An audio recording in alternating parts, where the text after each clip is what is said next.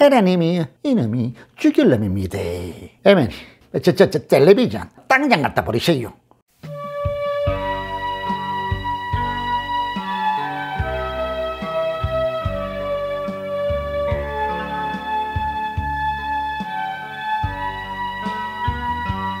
참소하는 무리들.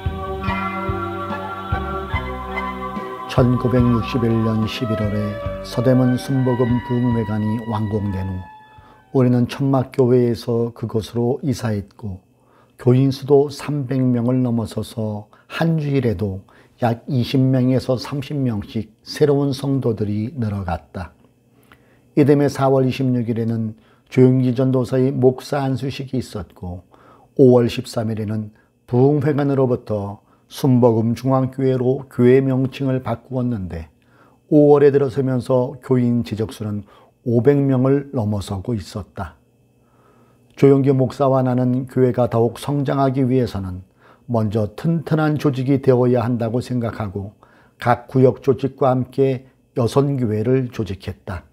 여선교회는 우리 서대문 천막교회에 나와서 병거침을 받은 몇몇 집사가 중심이 되고 그 외에는 모두 초신자들 뿐이었다. 그러나 뒤에 알고 보니 우리 교회의 초대 여선교회 임원들은 이 교회 저 교회 다니면서 교회마다 여선교회를 박살내고 말아먹었던 전직 회장과 임원들이었다. 그 가운데 총무는 고등 사기꾼이었다. 나는 그것도 모르고 이들이 똑똑하고 신앙이 있는 듯하여 임원으로 임명하였다. 그런데 이들이 불과 한 달도 안 되어 본색을 드러내기 시작하였다. 그래서 한 주일에도 몇 번씩 나를 찾아와 닦아세우는 것이었다. 최 전도사님, 전도사님은 전도 부인이니까 전도와 신방에만 전념하고 연보나 성매는 참견하지 마세요. 우리가 당회도 조직하고 알아서 교회를 꾸려나갈 테니 전도사님은 부지런히 안수기도도 하시면 됩니다.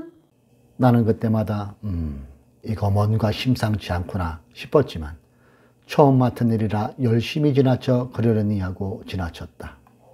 그러나 이들은 나뿐만 아니고 조용기 목사에게도 찾아가 삿대질을 하며 할 말 못할 말 다 한다는 것이었다. 잔치상 차려놓으면 도둑괭이들이 먼저 들어온다고 하더니 이것이 그런 경우로구나. 그때마다 나는 금식하고 기도하며 악한 사탄의 시험을 이겨나갔다. 그러다가 불행하게도 우리는 여선교회 임원 2명을 징계하기에 이르렀다. 이 두 여인은 교회들 가정마다 찾아다니면서 예언하고 안수한다고 혼란을 일으키는 포도원의 작은 여우 같은 사람들이었다. 그들은 성령으로 시작하였다가 육신으로 마치려는 어리석은 사람들이었다. 우리는 깊은 사랑과 연민으로 그들을 타이르고 권면하였지만 아무런 효과도 없었다. 그래서 할 수 없이 양떼들을 보호할 목적으로 징계하여 출교시켰던 것이다. 그러자 여선교회 임원들이 그들을 옹호하며 조목사와 나에게 따지겠다고 찾아왔다. 그러나 우리는 주님께서 맡기신 양떼를 지켜야 한다는 일념으로 그들의 항의를 묵살하였다. 이런 잡음이 없이 순수하게 복음만 전하고 영혼만 구원시키면 좋겠는데 사탄은 이런 모양 저런 모양으로 우리를 괴롭히니 대단히 마음이 아팠다.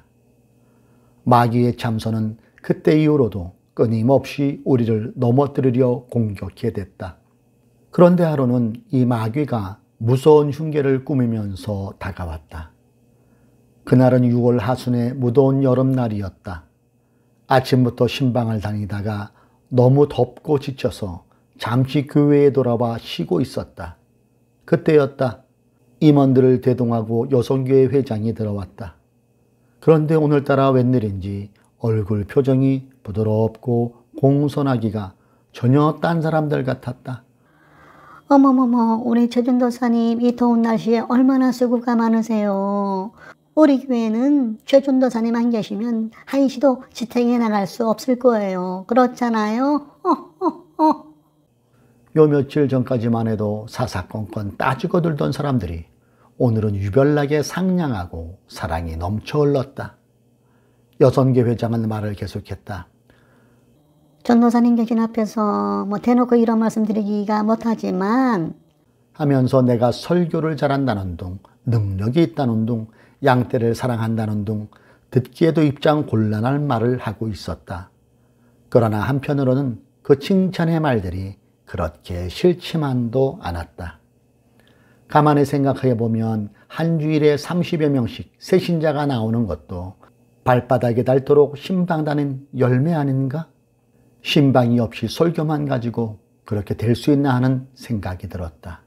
최 전도사님, 그 철없는 조용기 목사 떼어버리고 우리끼리 교회를 하는 것이 어때요? 여자끼리 한다고 못할 까닭이 있나요? 교회 헌금이야 우리가 좀 더 내고 우리가 더욱 열심히 전도하면 최 전도사님 설교 잘하시고 능력 충만하시겠다. 어떠세요, 전도사님? 아니 그게 무슨 말입니까? 그때서야 나는 정색을 하고 나섰다. 그들의 속셈이 보였기 때문이다. 최 전도사님, 처음에 떼내고 자를 때야 마음이 아프지만 먼 장래를 바라보고 교회 발전을 위해서는 대국적인 면에서 조용기 목사를 내보내야 합니다. 그들은 사뭇 명령주였다. 깜짝 놀라면서 나는 얼음장처럼 차갑게 그들의 달콤한 유혹을 뿌리쳤다. 우리 조용기 목사님과 내가 서대문 교회를 개척한 지 채 1년도 안 되었습니다. 그런데 집사님들도 보시다시피 이렇게 600명에서 700명 신도들이 모이잖아요. 이것은 내가 똑똑하고 신방 잘해서 된 것이 결코 아닙니다. 천만의 말씀이에요. 나와 조용기 목사님이 성령님 모시고 사역했기 때문입니다. 당장 이 떼앞볕 아래서 이 성경책 하나님 말씀을 높이 들고 나가면 한강 백사장에 나가도 사람들이 구름대처럼 몰려올 줄로 믿습니다. 이것은 내 생각이 아니고 하나님께서 보여주신 환상입니다. 나는 기도 중에 온 세계에서 빌어먹은 양떼들이 털에 딱지가 다닥다닥 붙고 발이 베베 꼬인 양떼들이 수도 없이 몰려와서 조 목사님과 내 앞에 섰는데 우리가 그 위에 손을 얹고 기도할 때 양떼의 털이 깨끗해지고 보송보송 일어나며 힘을 얻고 살이 통통 찌는 환상을 보았습니다. 내가 열을 토하며 말하니까 그들은 말문이 막혔는지 대꾸도 못하고 힐끗힐끗 쳐다보고만 있었다. 집사님들, 나를 생각해 주신 것은 고마우나 대단히 잘못 생각하셨습니다. 행여 다시 그런 말씀 마시고 자, 기도나 드리십시다. 그러자 그들은 도망치듯 사무실을 빠져나갔다. 생각할수록 참 이상한 일이었다. 불광동에서도 30명쯤 모이니까 참소하는 무리들이 와서 조용기 전도사와 나 사이를 이간시키려고 하더니 서대문에서도 이런 무리들이 끊임없이 떠나지 않았다. 그때뿐만이 아니었다. 오늘 이 시간에 이르도록 조용기 목사와 나를 이간시키고 갈라치게 하려는 사탄의 세력이 끊임없이 다가왔다. 그리고 그때마다 사탄의 앞잡이가 되어 우리를 시험하고 참소하는 무리들은 꼭 시험에 들어 교회를 떠나는 것을 볼 수 있었다. 사탄아, 예수의 이름으로 명하노니 물러가라. 이간질시키고 참소하는 사탄 마귀야. 예수의 이름으로 내가 너를 묶어버리노니 그 여집사들 마음에서 당장 나올지어다. 나는 성전에 앉아 잠시 기도한 후 그날은 날도 덥고 하여 일찍 집에 들어갔다. 그런데 대문을 들어서자마자 조용기 목사가 어머니, 이제 방금 마귀 샤말이 왔다 갔지요? 하고 물었다. 무슨 마귀? 그 여성계 회장과 총무 회계 집사에게 붙은 마귀 말입니다. 어떻게 알았어? 내게 먼저 들려갔어요. 어머니 내쫓고 자기네하고 같이 교회하자고 다녀갔습니다. 그래서 뭐라 했는데? 뭐라긴요. 최전도사님과 성령님 모시고 성경 한 권만 있으면 우리는 한강 백사장에서도 할 수 있다고 했지요. 전도사님과 내는 하나님이 묶어주신 한 팀이니 그런 걱정을 하지 말고 당신네들 싫으면 종교회로 가시라고 내가 마땅하게 말했습니다. 글쎄 말이야. 잔시작살이면 도둑이 먼저 온다더니. 어머니는 뭐라 하셨습니까? 나도 똑같이 말했지. 어머니, 우리 더욱 정신 차리고 기도합시다. 그 후에도 끊임없이 조용기 목사와 나를 갈라치게 하려는 원수 세력은 화염을 내뿜듯이 계속 따라다녔다. 교인 숫자가 늘어나고 교사가 커지면 커질수록 사탄마귀도 배경과 인물을 앞세우고 가열차게 덤벼들었다. 그러나 성령님의 교통하심을 힘입어 조용기 목사와 나는 서로 격려하면서 이런 마귀들을 대적하며 주의 사역을 감당해 나갔다.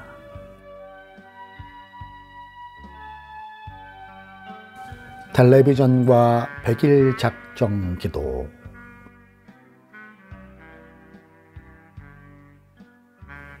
조용기 목사가 목사 안수를 받은 이듬해 봄, 1년 만에 교회는 기적적인 발전을 거듭하여 제적교인 2,000명을 넘어서고 있었다. 시간마다 병자들이 고침받고 귀신 들린 자들이 자유함을 얻었다.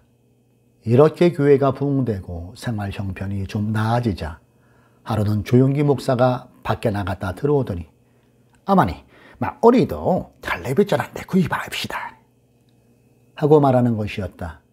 그때만 해도 TV가 귀했던 시절이라 집에 TV라도 한 대 있으면 무슨 벼슬이라도 한 것처럼 자랑을 할 때였다.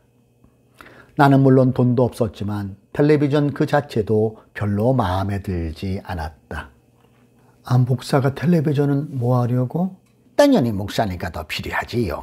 요즘 세상이 어떻게 돌아가는 것을 알아야 설교하는데 그렇다고 극장 구전도 못 가고 그러니 텔레비전이라도 시청해야 설교지를 뽑지요.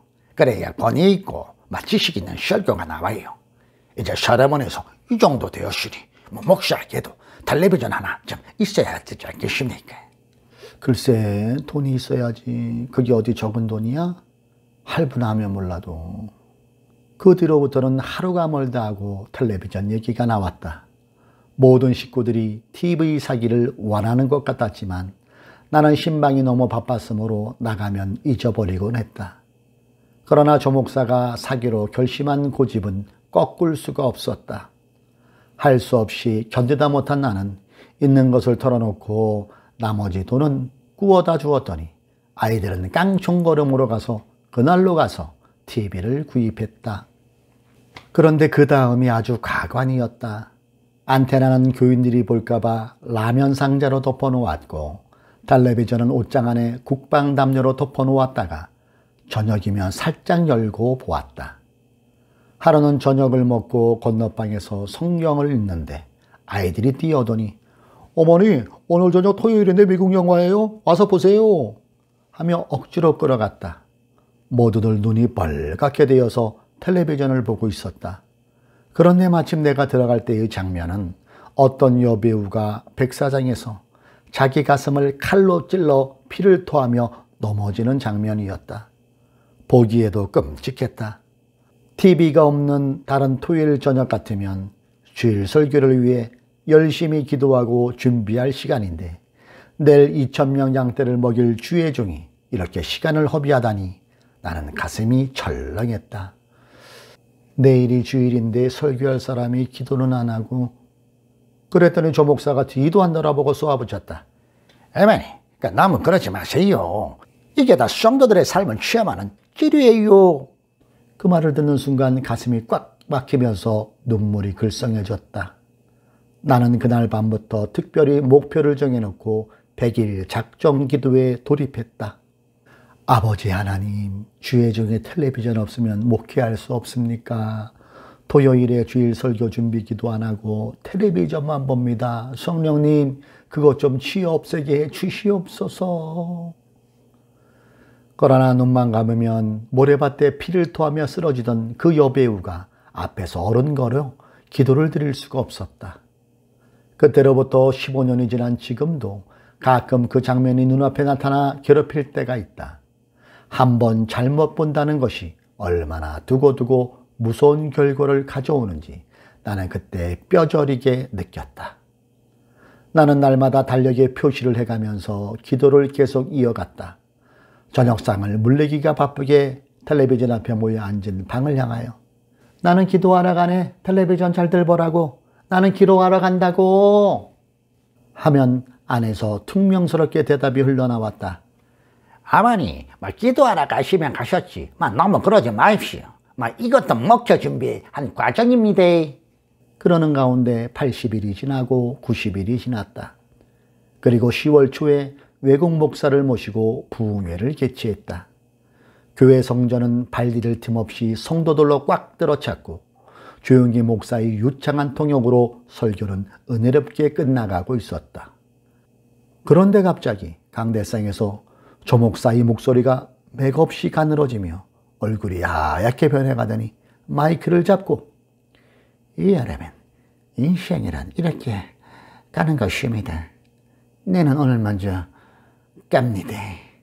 여러분도 예수 잘 믿다가 천국 오십시오. 하더니 큰 키가 엿가락처럼 휘어지면서 강단 위에 큰 대자로 쓰러지는 것이 아닌가. 순간 눈앞이 깜깜했다. 옛날부터 약한 심장에 요즘엔 현기증마저 겹쳐서 가끔 쓰러질 것 같다더니 이제 하나님이 불러가시는가 싶었다. 교인들이 웅성거리다가 누가 시작했는지 통성기도가 시작되었다. 그때 남자 집사님 몇 분이 재빨리 강단 위로 뛰어 올라갔다. 나는 마음만 급했지 도무지 오금이 펴지지 않아 걸을 수가 없었다. 냉수를 먹여야겠다 싶어 교회 밖에 수도 있는 곳으로 나갔다. 그렇게 냉수 한 그릇 떠가지고 가니까 조 목사는 사무실에 누워 있었다. 찬물을 먹이고 나니 앞이 깜깜했다. 하나님, 군대에서 구사일생으로 살아왔는데 이것이 또 무슨 일입니까? 주의 아들 불러가시면 저렇게 모인 성도들은 또 어떻게 합니까? 조 목사를 급히 교회 옆에 있는 적십자 병원으로 옮겼다. 당번 의사가 오더니 맥을 짚어보고는 고개를 흔들고 눈을 뒤집어 보고는 고개를 흔들었다. 나는 링겔도 좀 놓고 강심제도 좀 놓아달라고 부탁했다. 그러나 의사는 잠시 후면 곧 깨어난다면서 걱정하지 말라고 했다. 얼마 후 의사의 말처럼 조 목사는 정신을 되찾고 집으로 돌아왔다. 병원을 나오는 나에게 의사는 주의사항을 일러주었다. 설교를 하다가 쇼크받은 사람은 잘못하면 재기불능이 될 수 있으니까요. 앞으로 절대로 3달 정도는 강단에서 오지 말고 요양시키셔야 합니다. 그래야 조 목사님 살 수 있어요. 집에 들어와 가만히 생각해보니 걱정이 태산 같았다. 의사 말대로면 앞으로 3달 동안 강단은 누구에게 맡기며 우선 진행 중인 부흥회는 누가 통역한단 말인가? 이제 새로 믿는 성도들은 어떻게 생각하고 있을까? 저기 낙심이 되었다. 바로 그때였다. 모의식 중에 달력에 빨간 줄을 쳐다보던 나는 무릎을 탁 치며 환호성을 울렸다. 그리고는 100일 작전기도 날짜를 헤아려 보았다. 세상에나 꼭 100일째였다. 할렐루야. 주님, 어리석은 종이 그것도 모르고 하마터면 마귀와 짝이 되어 불평시험에 들 뻔했습니다. 감사합니다, 주님. 내가 목적을 두고 기도한 지 꼭 100일 만에 그와 같은 일이 일어났던 것이다. 다른 날 같으면 달력 위에 한 줄씩 싹싹 끊는 재미로 오늘이 며칠째인지 알았을 텐데 요 며칠 동안은 부흥의 준비 때문에 날짜를 잊고 있었던 것이다. 이렇게 하나님의 뜻을 알고 나자 의사는 3개월 동안 안정하라고 했지만 이미 내 마음속에는 평안이 들어차 있었다. 우리 하나님은 우리가 목표를 세우고 기한을 정하여 드리는 기도를 들어주시는구나. 할렐루야. 다음날 아침 흰죽을 쏘아놓고 신방을 다녀오니 조용기 목사는 한 숟갈도 먹지 못하고 누워만 있었다. 하나님께서 절식시키신 것이다. 부흥회는 다른 통역을 구하여 진행되었지만 조 목사가 자리를 비웠기 때문에 나까지 교회를 떠날 수가 없어서 병간호도 제대로 못하고 있었다. 토요일에 부흥회를 마치고 손님들을 배웅한 뒤 오후 2시쯤 김양선 집사와 같이 집으로 올라갔다. 긴장이 풀리니까 피곤이 몰려오기도 했지만 조 목사가 걱정되어 젠걸음으로 계단을 오르는데 마당에 사람들이 웅성거리고 있었다. 그리고 조 목사의 통곡 소리가 대문 밖까지 들려왔다. 하나님이 이놈이 죽일 놈입니다. 조 목사는 방문까지 잠가놓고 있었다.